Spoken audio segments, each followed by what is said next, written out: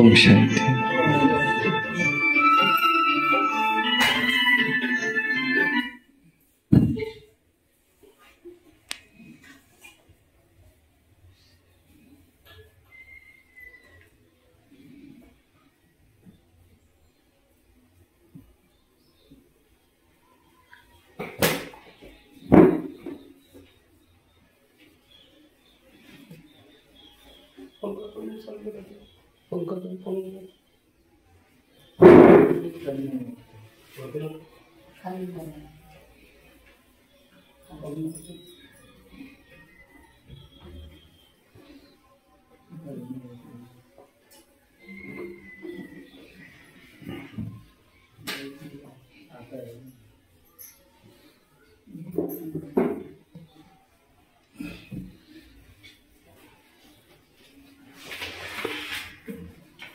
ओम शांति।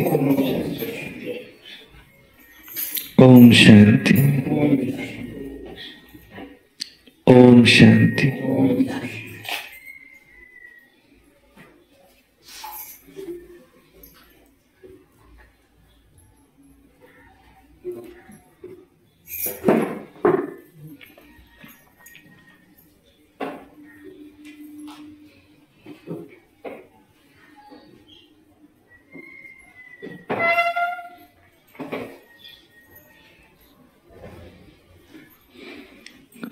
वाणी आज की 10/10/2024 की। सारे मुरली का मीठे बच्चे उठते बैठते बुद्धि में ज्ञान उछलता रहे तो अपार खुशी में रहेंगे।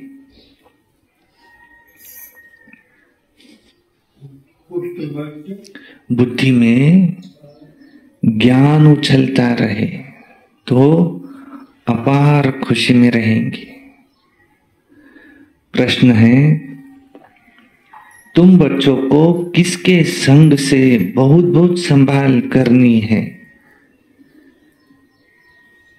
उत्तर है, जिनके बुद्धि में बाप की याद नहीं ठहरती, जिनकी बुद्धि इधर उधर भटकती रहती है, उनके संग से तुम्हें बहुत संभाल करनी है। उनके तो अंग से अंग भी नहीं लगना चाहिए, क्योंकि याद में न रहने वाले वायुमंडल को खराब करते हैं। जो याद में नहीं रहते उनसे तो दूर ही रहना अच्छा। प्रश्न है, मनुष्यों को पश्चाताप कब होता है? उत्तर है, जब उन्हें पता पड़ेगा कि इन्हें पढ़ाने वाला स्वयं भगवान है, तो उनका मुंह फीका पड़ जाएगा और पश्चाताप करेंगे कि हमने गफलत की। भगवान पढ़ाने आते थे, हमने पढ़ाई नहीं पढ़ी।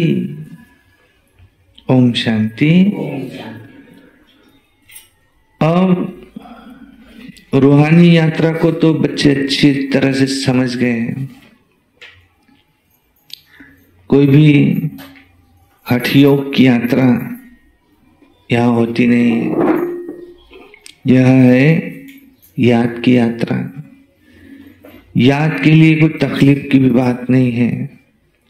बाप को याद करना, इसमें कोई तकलीफ है क्या? नहीं है। ये तो क्लास है, इसलिए सिर्फ कायदेशीर बैठना होता है। तुम बाप के बच्चे बने हो, बच्चों की पालना हो रही है। कौन सी पालना? अविनाशी ज्ञान रत्नों का खजाना मिल रहा है, पालना हो रही है। बाप की याद करने में कोई तकलीफ तो नहीं है। भले कैसे भी बैठो, लेकिन याद में रहो। भले सो के भी याद कर सकते, परंतु यहाँ आएंगे तो सोएंगे क्या? नहीं, कायदेशीर तो बैठना होता है। तो बाप को याद करने में कोई तकलीफ तो नहीं है, तो फिर बात क्या है?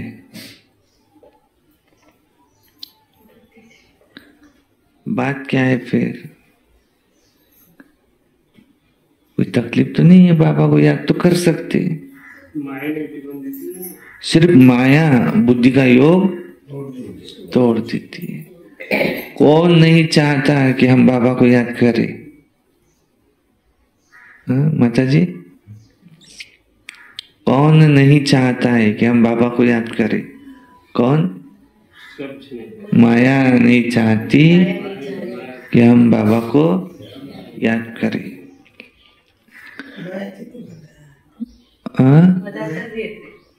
माया से मदद दे। बाकी भल बैठो कैसे भी, उससे कोई याद का ताल्लुक नहीं है। बहुत बच्चे हठ योग से 3-4 घंटे बैठते हैं, हठ योग से सारी रात बैठ जाते हैं। आगे तुम्हारी भी भट्टी थी, वो बात और थी। वहां तुमको धंधा धोरी तो था नहीं, इसलिए ये सिखाया जाता था। परंतु अब बाप तो कहते कि तुम गृहस्थ व्यवहार में रहो, तुम धंधा धोरी भी भल करो, कुछ भी कामकाज करो, परंतु वो करते भी बाप को याद तो करना है। ऐसे भी नहीं क्या कि तुम निरंतर मुझे याद कर सकते हो? नहीं, इस अवस्था में टाइम लगता है। अभी निरंतर याद अगर ठहर जाए तो फिर तो क्या, अभी कर्मातीत अवस्था हो जाए। बाप तो समझाते बच्चे ड्रामा प्लान अनुसार अभी बाकी थोड़ा समय है, सारा हिसाब बुद्धि में रहता है। कहते भी है क्राइस्ट से 3000 वर्ष पहले ये भारत था, भारत ही था और उसको स्वर्ग कहा जाता था। अभी उन्हों के 2000 वर्ष पूरे हुए, माना 5000 वर्ष का ही हिसाब हो जाता है। देखा जाता है तुम्हारा नाम सारा विलास से निकलेगा। समझा? घर की मुर्गी कहते हैं ऐसा दाल बराबर, जिथं पिकते तिथं खपत नहीं। भारत में भगवान आए, बच्चे पढ़ रहे हैं, नाम कहां से निकलेगा? विलायत से। और उन्हों की बुद्धि में फिर भी, उन्हों की बुद्धि फिर भी अभी भारतवासियों से तीखी है।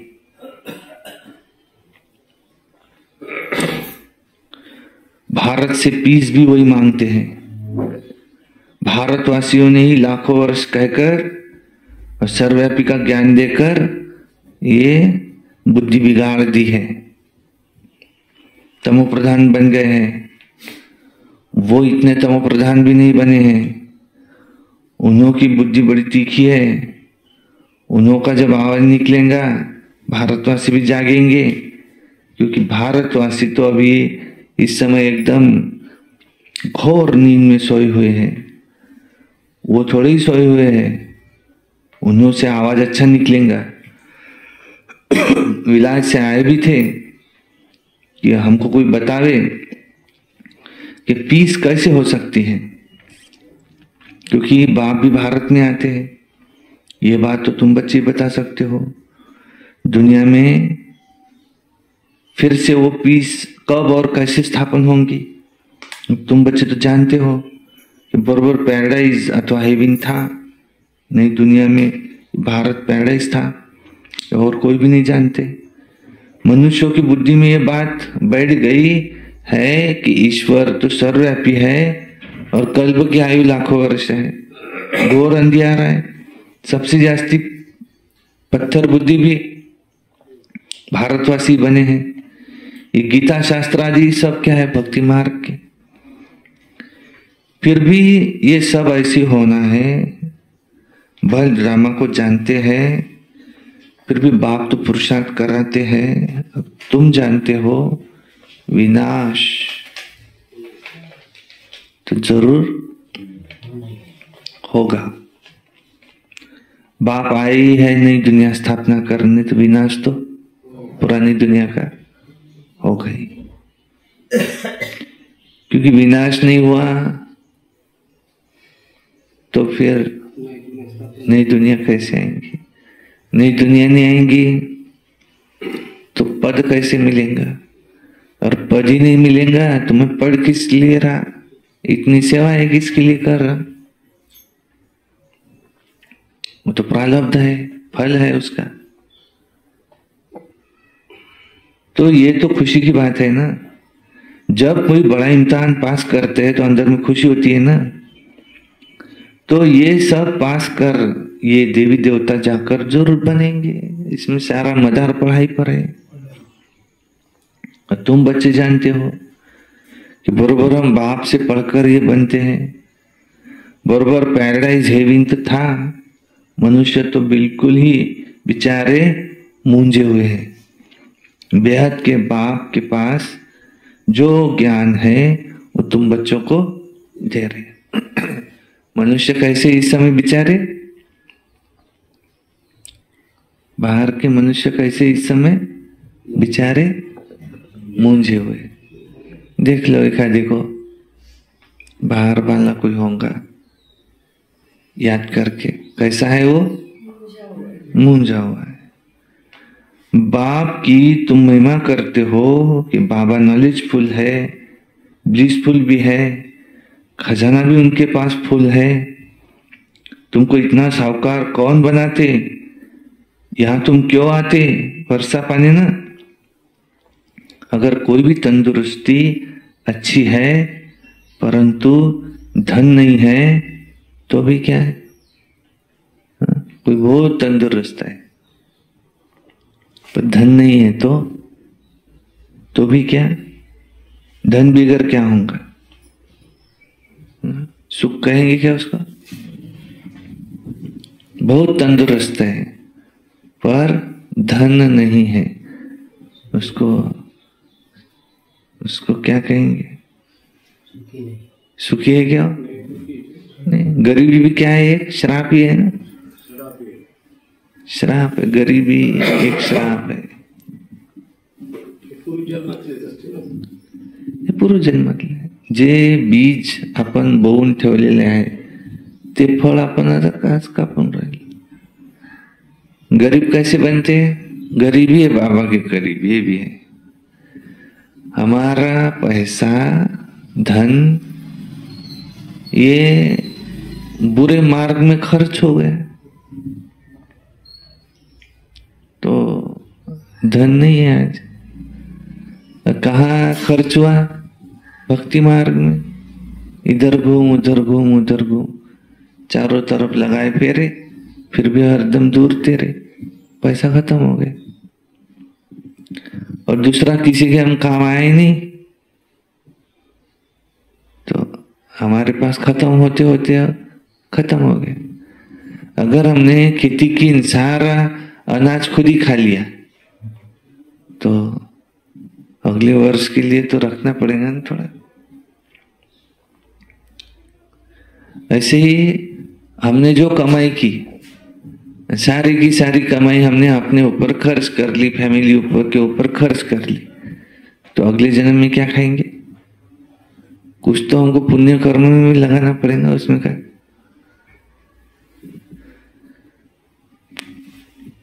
तो कह रहे हैं तंदुरुस्ती अच्छी है परंतु धन नहीं है, तो धन बिगड़ भी क्या होगा? वैकुंठ में तो तुम्हारे पास बहुत धन रहता है। यहाँ जो जो साहूकार है उनको नशा रहता है, हमारे पास तो इतना धन है, हमारे पास तो ये कारखाने आदि है, परंतु फिर भी शरीर छोड़ा तो क्या, एक सेकंड में सब खलास। आज कितना भी कह रहे हैं कि हमारे पास इतना एकड़ खेती है, ये है वो है, परंतु शरीर छोड़ा तो एक सेकंड में सब खलास। जिसको हम कह रहे हैं ये मेरा घर है, तो कब तक है? जब तक वो शरीर में आत्मा है तब तक वो घर मेरा है, दुकान मेरी है, खेती मेरी है, बंगला गाड़ी मेरी है, ये संबंधी मेरे हैं। लेकिन एक सेकंड में तो जीरो। अब क्या कहते हैं, उसका क्या हो गया? निधन। धन का क्या हो गया? निधन। अब उसके पास वो धन उसका नहीं रहा, वो किसी और का हो गया। जो कुछ तुम्हारे पास है वो कल किसी और का था, वो जगह कल किसी और की थी, आज तुम्हारी है, कल किसी और की होंगी। तुम जो इसे अपना समझते हो यही तुम्हारे दुखों का कारण है। संबंधी तो और किसकी थे भी नहीं, ऐसा भी नहीं। संबंधी तो इसी जन्म की। जो आज तुम्हारी पत्नी है वो कल किसी और की थी, आज तुम्हारी है कल किसी और की होंगी। नहीं होगा। संबंधी भी बदलेंगे ना, दूसरे जन्म में दूसरी पत्नी।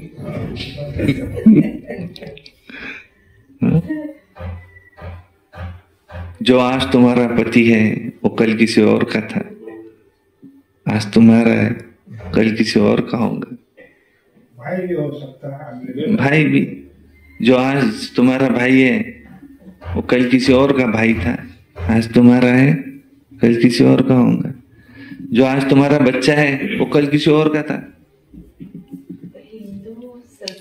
आज तुम्हारा। बदल बदल के अपने ही कुल के आते हैं हिंदू संस्कृति में। 7 जन्म कोई जैसे बच्चा हुआ तो फिर पूर्वज आया, दादाजी आए, हाँ अपने हिंदू धर्म में मान्यता है। बरोबर है ना, वही घूमते रहते वहां के वहां। ऐसे नहीं करेंगे किसके बन जाएंगे, नहीं कहा के कहा नहीं जाएंगे, परंतु जो इस जन्म में कोई और संबंध है, दूसरे जन्म में वो और संबंध बदलते जाएंगे।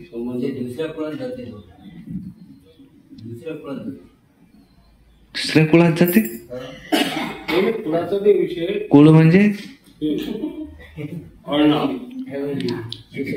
ज्याच्याशी कर्मिक अकाउंट आहे तिकडे तो जन्म घेईल, अंत मते सोगते। ऋणानुबंधानुसार संबंध बनतात। तो ये सब कारखाने आदि, शरीर छोड़ा सब खलास। अब तुम तो जानते हो हमको बाबा 21 जन्मों के लिए इतना खजाना दे रहे हैं। बाप खुद तो खजाने का मालिक नहीं बनते। अब 21 जन्म भी एक ही पत्नी रहेंगी क्या? हर जन्म में वही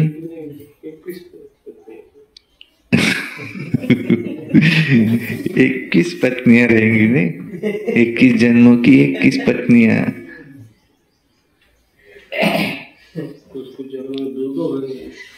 द्वापर के बाद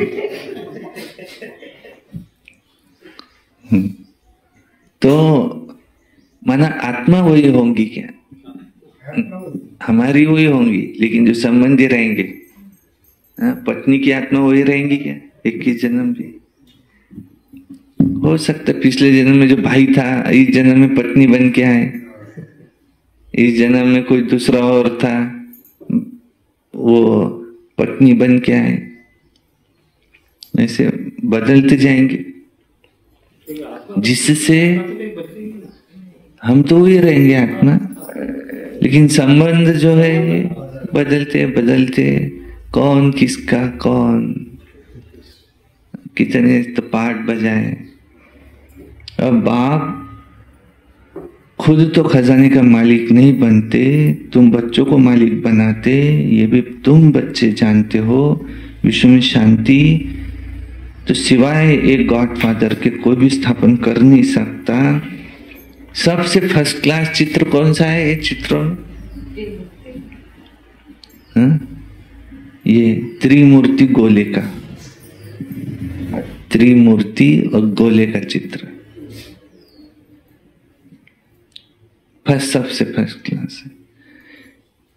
इस चक्र में ही सारा ज्ञान भरा हुआ है। तुम्हारी ऐसी कोई वंडरफुल चीज होंगी तब वो समझते होंगे कि इसमें जरूर कोई ऐसा राज भरा हुआ है। बच्चे कोई कोई छोटे छोटे खिलौने बनाते, वो बाबा को पसंद नहीं आते। बाबा तो कहते ये ऐसे बड़े बड़े चित्र बनाओ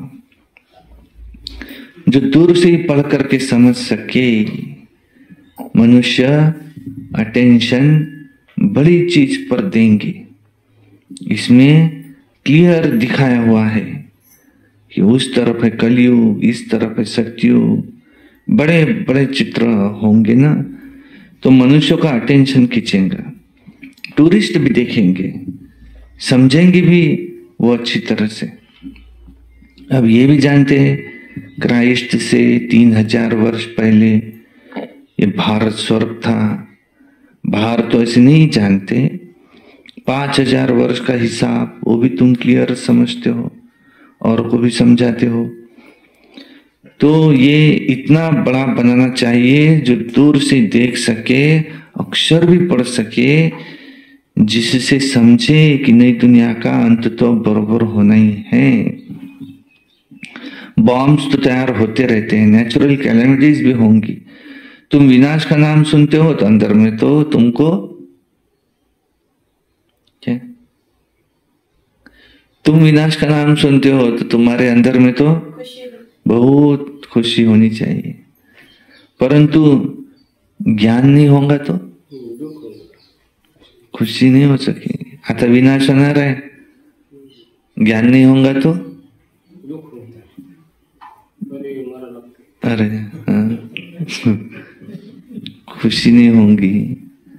अब तो विनाश होना है, ये सब जाने हैं। किसके लिए किया था सारा? चलो अपने लिए नहीं, लेकिन किसके लिए करके रखा था? पोते धोतरे पोते खाते रहेंगे अपने। अब कह रहे हैं कि ये भी नहीं रहने वाले, तो फिर क्या?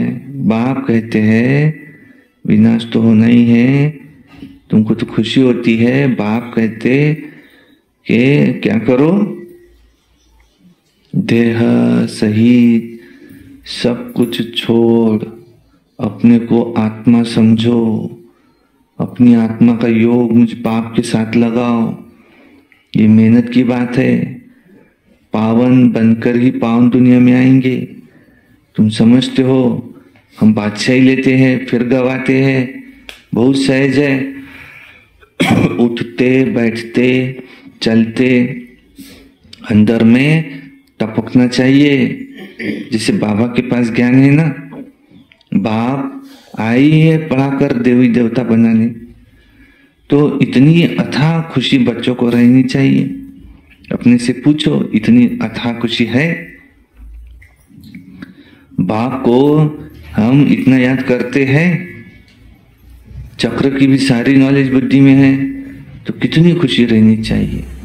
बाप कहते मुझे याद करो और बिल्कुल खुशी में रहो कि तुमको पढ़ाने वाला देखो कौन है। जब सबको मालूम पड़ेगा ना, उनका मुंह फीका हो जाएगा। परंतु अभी उन्हों के समझने में थोड़ी देरी है। अभी देवता धर्म के इतने मेंबर्स तो बने नहीं हैं, सारी राजधानी स्थापन तो हुई नहीं है। कितने ढेर मनुष्यों को बाप का पैगाम अभी देना है।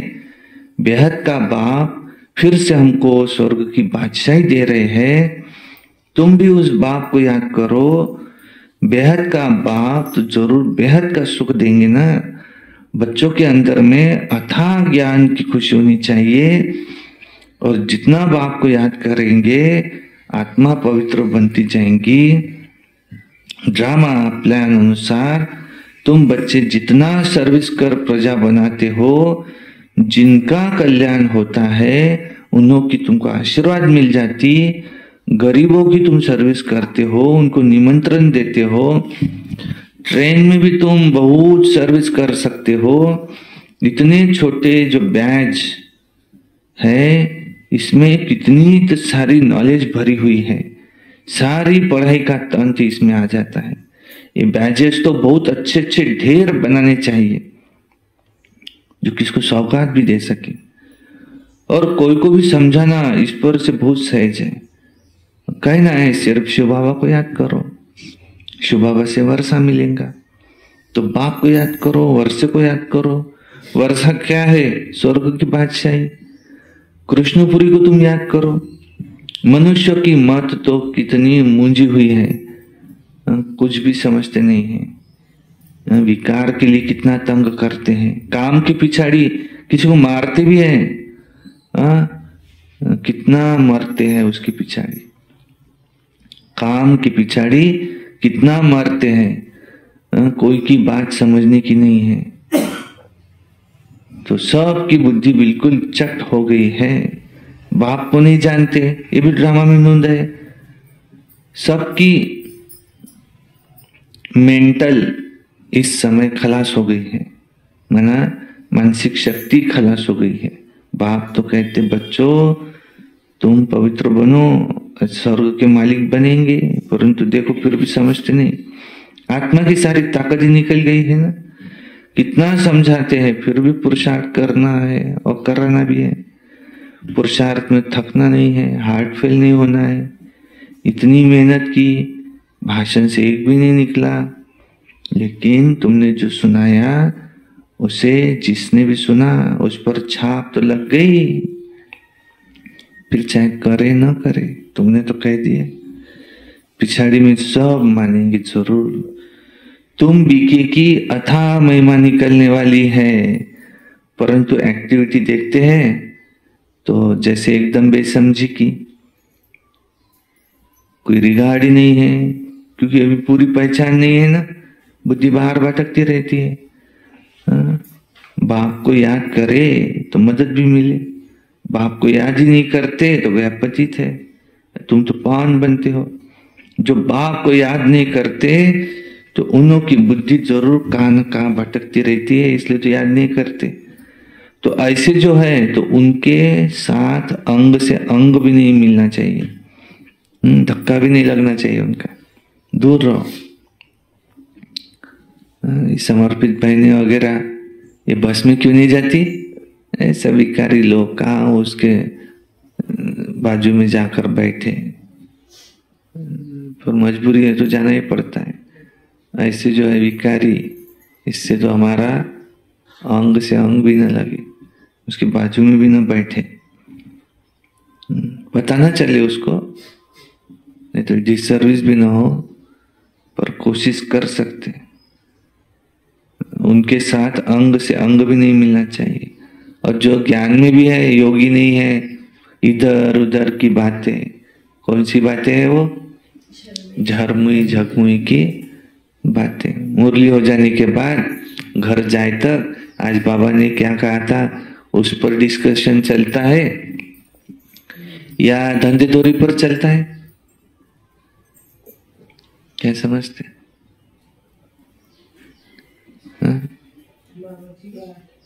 माताएं कह रही बाबा की याद में वापस जाती है। भाई लोग जब यहाँ से घर पहुंचते तक साथ में जाते, तो बातें कौन सी? खेती बाड़ी इधर उधर की रहती है, या बाबा ने मुरली में आज क्या कहा वो रहती है? क्या अच्छा, कह रहे हम पूछते हैं एक दूसरे से आज बाबा ने क्या कहा, बहुत अच्छा। अपने आगे सब अच्छे। तो उनके साथ तो जो इधर उधर बुद्धि जिनकी भटकती है उनके साथ अंग अंग से नहीं मिलना चाहिए, क्योंकि याद में न रहने के कारण वायुमंडल को खराब कर देते हैं। पवित्र और अपवित्र इकट्ठे हो न सके, एक साथ नहीं रह सकते। इसका संग का रंग तो उस पर चढ़ना ही है। एक तो दोनों अपवित्र बन जाए या दोनों पवित्र बन जाए, लेकिन पवित्र और अपवित्र इकट्ठे रह न सके। इसलिए बाप पुरानी सृष्टि को खलासी कर देते हैं। दिन प्रतिदिन कायदे भी सख्त निकलते जाएंगे। बाप को याद नहीं करते तो फायदे के बदले और ही नुकसान करते हैं। सारा मदार ही है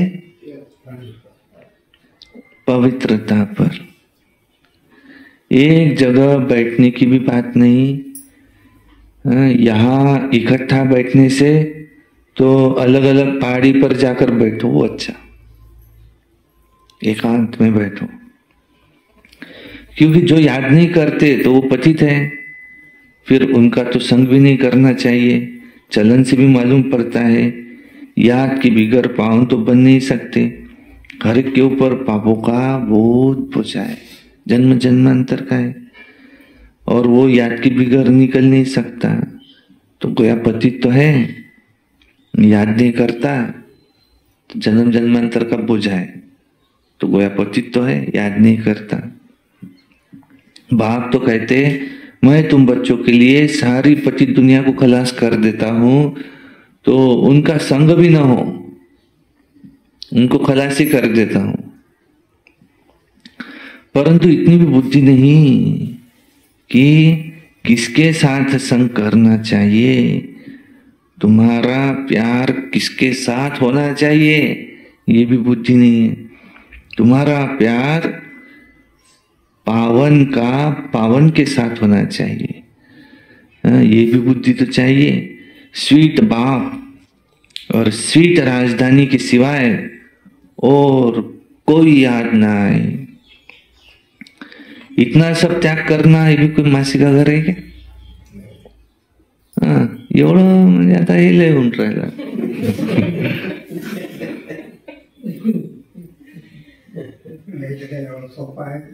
इतना सब त्याग करना ये कोई मासिका घर नाही है. कसं आहे, एवढंही नाही पाहिजे. अजीर्ण होते मग ते. लिमिट मध्ये बरं वाटते. थोडं देवाचं नावही घेतलं पाहिजे असंही नाहीये, पण थोडं लिमिट मध्ये बरं वाटते. ते कोणती गोष्ट कसं आहे, कोणाही गोष्टीची अति होऊ नये. आपलं तर म्हणणं असं आहे काय, अति तेथे माती. आता फक्त काही एकच काम करा म्हणजे बाकी राहिले आपले कामधंदे, तर हे काही बरोबर नाही. आता त्याचं म्हणणं कामच आहे.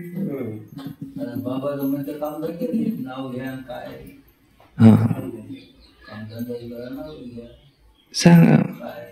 नाही नाही, कोणाकोणाची गोष्ट. आता त्याचं म्हणणं कामच आहे. आता पण आपल्याला इथं आपल्याला डोकं आहे की नाही, का किती घ्यावं हे आपल्यावर आहे. त्याच्यातलं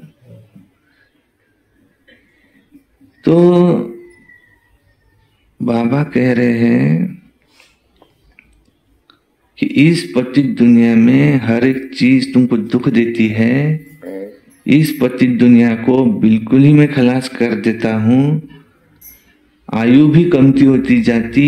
इसको कहा जाता है वर्थ नॉट ए पेनी. कौड़ी और हीरे में फर्क तो होता है ना. तो तुम बच्चों को तो कितनी खुशी होनी चाहिए. गाया भी जाता है सच तो बिठो नच, जो सच होगा नाचता रहेगा. तुम सत्युग में खुशी में डांस करते हो. यहाँ की कोई भी वस्तु से तुम्हें दिल नहीं लगानी है. इसको तो, दुनिया को तो देखते हुए भी नहीं देखना है। आंखें भले खुली हो, परंतु जैसे कि नींद हो, परंतु वो हिम्मत, वो अवस्था भी तो चाहिए। ये तो निश्चय है कि पुरानी दुनिया होगी ही नहीं, तो इतना खुशी का पारा चढ़ा रहना चाहिए। चुटकी काटनी चाहिए अपने आप को। समझ रहे हो, अरे हम शिव बाबा को याद करेंगे, विश्व का मालिक बनेंगे। अपने आप को चुटकी काटना चाहिए कि तुझे क्या मिल रहा है। सोचो, जागरूक तो है ना, तुम भगवान आया हुआ है।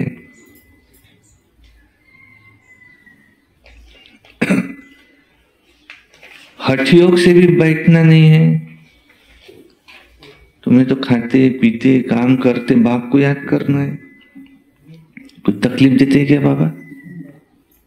नहीं, ये भी जानते हैं राजधानी स्थापन हो रही है। अब बाप थोड़ी कहेंगे कि राजधानी में तुम दासी बनो कोई को, नहीं। बाप तो कहेंगे कि पूरा पुरुषार्थ करो पावन बनने का। बाप पावन बनाने का पुरुषार्थ कर रहे थे, तुम फिर जाकर पतित बनते। कितने झूठ पाप करते। हमेशा शिव बाबा को याद करो तो सब पाप स्वाहा हो जाए। ये बाबा का यज्ञ है ना, स्वाहा करने के लिए बड़ा भारी यज्ञ है। वो लोग यज्ञ रचते, लाखों रुपया खर्च करते। हाँ, तो तुम जानते हो सारी पुरानी दुनिया भी इसमें स्वाहा हो जानी है। लेकिन हाँ, बाहर से आवाज निकलेगा।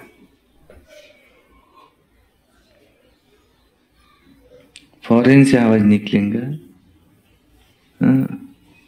फॉरेन वाले ही भारत के कुंभकर्ण को जगाएंगे और फिर वो भारत में फैलेगा। एक तो बाप के साथ बुद्धि का योग हो, पाप कटे और उच्च पद भी मिले। बाप का तो फर्ज है बच्चों को पुरुषार्थ कराना। लौकिक बाप वो भी बच्चों की सेवा करते हैं। वो बाप सेवा लेते भी है, पहले करते फिर लेते हैं। और ये बाप तो कहते हैं मैं तुम बच्चों को 21 जन्म का वर्षा देता हूं। और ऐसे बाप को तो जरूर कितना याद करना चाहिए जिससे कि पूरे पाप कट जाए। बाकी पानी से थोड़ी पाप कटते हैं, पानी तो जाता है। विलायत में भी नदियां है, तो क्या यहाँ की नदियां पावन बनाने वाली, विलायत की नदियां पतित बनाने वाली? ऐसा है क्या? कुछ भी मनुष्य में समझ नहीं। हमारी भारत की नदियां पतित बनाती है, पावन बनाती है। मानो वो फॉरेन की पतित बनाती है क्या? वो तो बेचारी ज्यादा साफ सुथरी है। तुम्हारी भारत की नदियां देखो कैसी है, सारा किचड़ा उसमें डालते रहते हैं। देखो, दुर्गा देवी बैठानी चाहिए, खूब उसकी पूजा करो, अर्चना करो, उससे शक्तियां लो, बहुत अच्छी बात है। और वो एक गड्ढा करके फिर उसमें पानी भर के उसमें उसको डुबा दो। उससे क्या होगा? पोल्यूशन नहीं होगा। लेकिन देखो नवरात्रि का कितना उत्साह रहता, उत्सव, चारों तरफ उत्साह का वातावरण, खुशी का वातावरण, बहुत अच्छी बात है। परंतु वो देवी अब जब नदी में डुबाएंगे तो सादी बात है, उसमें जो केमिकल्स लगे हुए हैं वो सारे केमिकल्स उस नदी में नहीं जाएंगे क्या? अब वो नदी में से जो पानी आ रहा है वो पानी हम ही पिएंगे, तो वो सारे केमिकल्स हमारे पेट में जाएंगे नहीं क्या? तो फिर क्या दुर्गा देवी नहीं बैठाना? बिल्कुल बैठाना चाहिए, बहुत अच्छी बात है।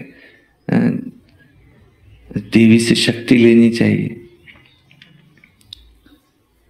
कितनी उनकी महिमा, असुरों का संहार करने वाली, अपने अंदर के सारे असुरों का खात्मा करना चाहिए। वो कोई हिंसक लड़ाई भी नहीं है, वो अहिंसा देवी देवता परमो धर्म।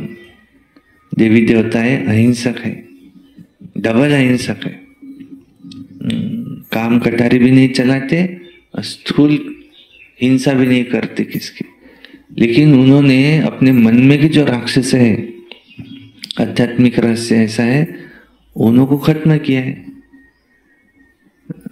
श्री गणेश जी, इनका भी आध्यात्मिक रहस्य है।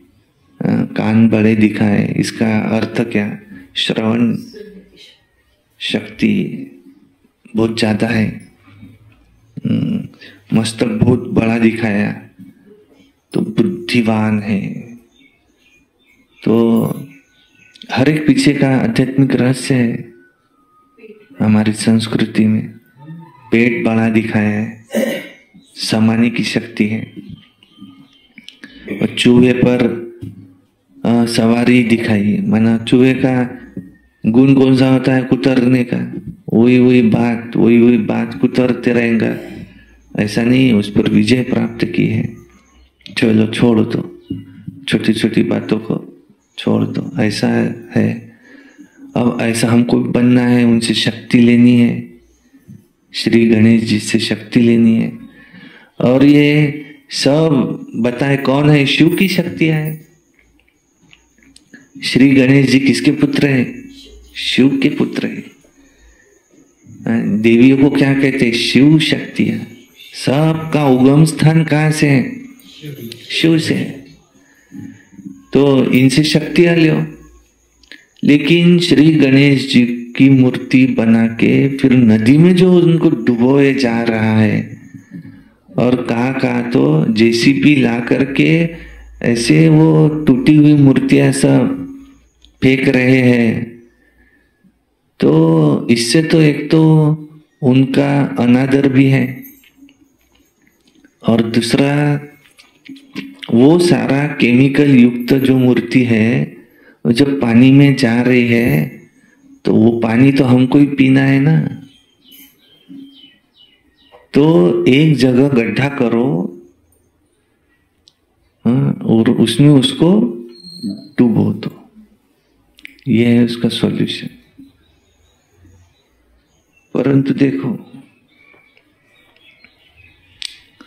तो इसलिए भारत का देखो क्या हाल हो गया। नदियां कैसी हो गई? भारत की नदियां भी ये इस वजह से देखो कैसे हो गई। नदी को माता कहा जाता है भारत में, और माता का क्या हाल कर रहे हैं? सब नदियों को पोल्यूट कर रहे हैं, सारा किचड़ा नदियों में डालते हैं। घर पे भी जो फूल चढ़ाते भगवान, घर पे भी जो फूल चढ़ाए भगवान के आगे जाके नदी में डालते हैं, तो उससे तो पानी तो खराब होगा ही ना। फॉरेन के लोग तो नदियों को साफ रखते हैं। तो भारतवासियों का देखो क्या हाल हो गए। तो बाप कहते बच्चे गफलत मत करो। बाप इतना गुलगुल बनाते हैं तो मेहनत करनी चाहिए। उनके मेहनत का भी हमको फल देना चाहिए। अपने पर रहम करना है। अच्छा, मीठे मीठे सिकिलधे बच्चों प्रति माता पिता बाप दादा का याद प्यार, और गुड मॉर्निंग रूहानी बाप की, रूहानी बच्चों को नमस्ते। हम रूहानी बच्चों की गुड मॉर्निंग नमस्ते। सदा रहो हंसते, कम बोलो, धीरे बोलो, मीठा बोलो, सत्य बोलो, और सोच समझ कर ही बोलो। वाह बाबा वाह, वाह ड्रामा वाह, वाह मेरा भाग्य, वाह, वाह ब्राह्मण परिवार, वाह मैं बाबा का, बाबा मेरा, योगी बनो, पवित्र बनो। रोज अमृत वेला करना ही है, रोज प्रातः मुरली सुनना है, सारा दिन निमित्त बन याद में रह सर्विस करना है, सायंकाली 6:30 से 7:30 योग करना है, रात्रि सोने से पहले याद का चार्ट भी लिखना है, और एक अव्यक्त वाणी हमको पढ़नी है, एक क्लास सुनना है, सदा प्रसन्न चित्त रहना है, कभी क्रोध नहीं करना, ये वर्ष हमको मुक्ति वर्ष मनाना है, इस गांव से हमें सारे जो पतित काम है ये खत्म हो जाए, ऐसा शुभ संकल्प रखना है। 18 जनवरी को हॉल का उद्घाटन बड़ी धूमधाम से कर मनाना है, सभी ने वहाँ हाजिर रहना है, और हमें सरस्वती भवन भी बनाना है, बाबा ही बनाएगा। अच्छा, ओम शांति। धारणा के लिए मुख्य सार नंबर 1, यहाँ की कोई भी वस्तु में दिल नहीं लगानी है, देखते हुए भी नहीं देखना है, आंखें खुली होते हुए भी जैसे नींद के नशे में रहना है, ऐसे खुशी का नशा चढ़ा हुआ हो।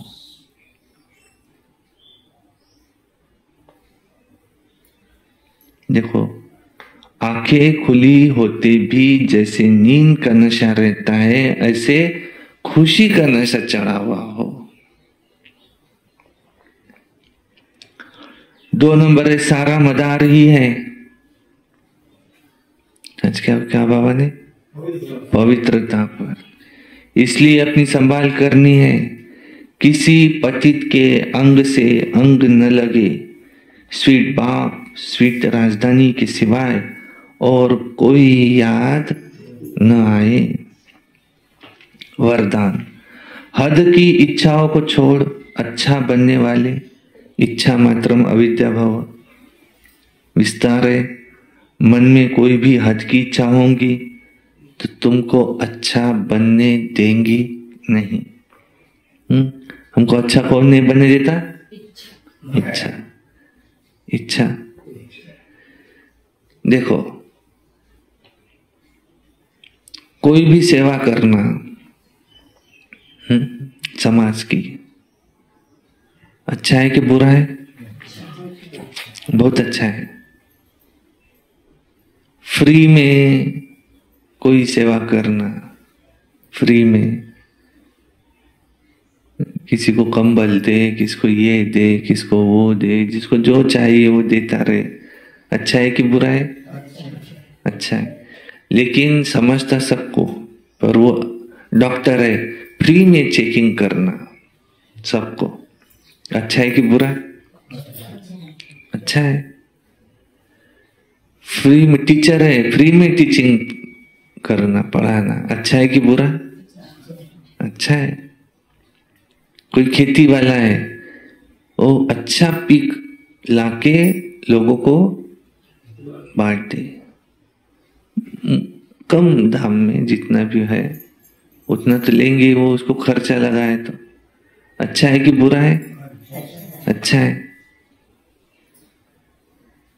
जो भी व्यवसाय है, हर व्यवसाय में लोगों की सेवा करना अच्छा है कि बुरा है? अच्छा है। लेकिन वो उसको कौन सी चीज है जो उसको अच्छा नहीं बनने देती? उसकी इच्छा है। उसको भी गाड़ी चाहिए, बंगला चाहिए था, मोटर चाहिए, ये चाहिए, वो चाहिए, हे करू तर काय सर्व काय लुटून टाक जो सर्व, बस हेच काम करतो. याले लेखाले बुद्धीच नाहीये. कसं राहायला लागते तर देऊन दे सर्व. आपल्याला इथं आपलं पाहा लागेल. याले लेखाले समजच नाही अजून. बाहेरची तुपाशी घरची उपाशी. बस हेच कर तू. तो कोई भी इच्छा उसको अच्छा बनने देती नहीं. उससे अपनी जरूरतें कम करो.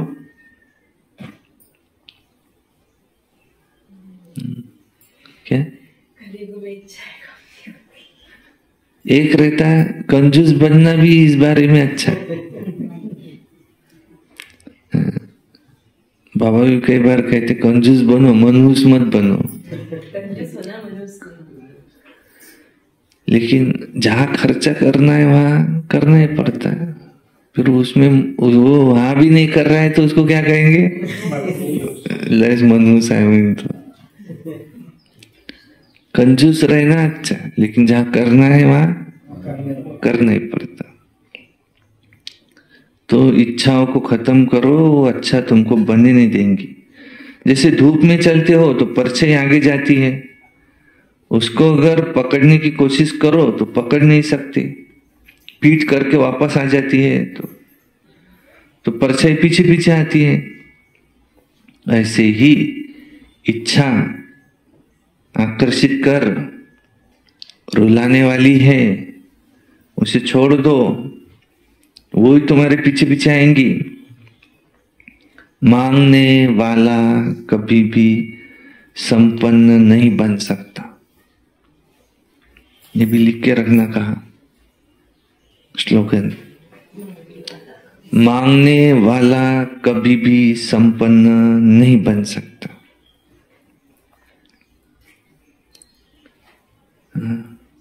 पहले कौन सा लिखा था?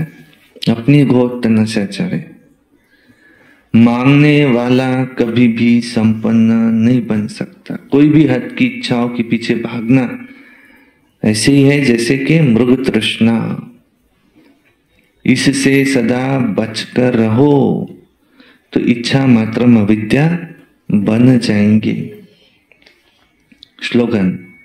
अपने श्रेष्ठ कर्म व श्रेष्ठ चलन द्वारा दुआएं जमा कर लो तो पहाड़ जैसी बात भी रुई के समान अनुभव होगी. अपने श्रेष्ठ कर्म व श्रेष्ठ चलन द्वारा दुआएं जमा करो तो पहाड़ जैसी बात भी रुई के समान अनुभव होगी. अच्छा. ओम शांति शांति शांति. सिमर सिमर सुख पाओ ये लिखा था आपने. हाँ, सिमर सिमर सुख पाओ ये भी अच्छा है लिख के रखने का.